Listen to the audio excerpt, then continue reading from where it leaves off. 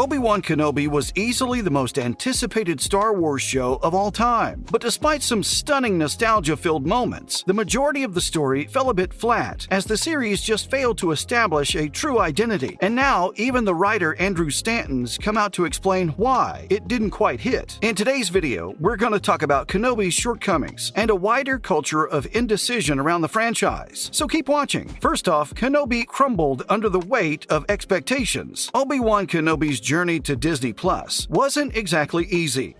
I don't know how long it's gonna hold. We got a plan B here? We're going to have to slow them down. Tell the Inquisitor I want to talk.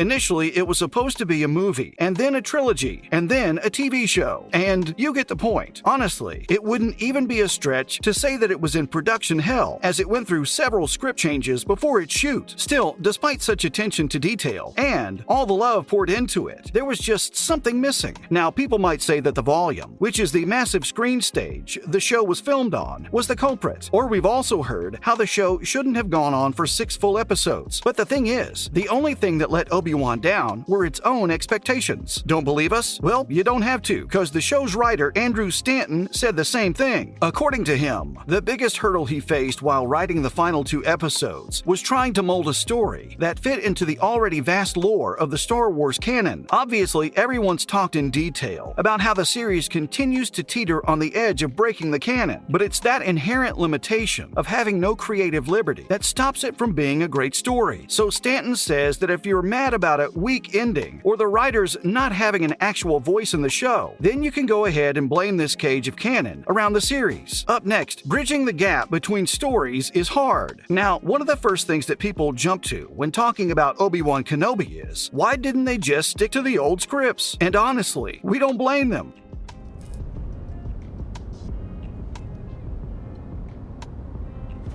Have you ever been afraid of the dark?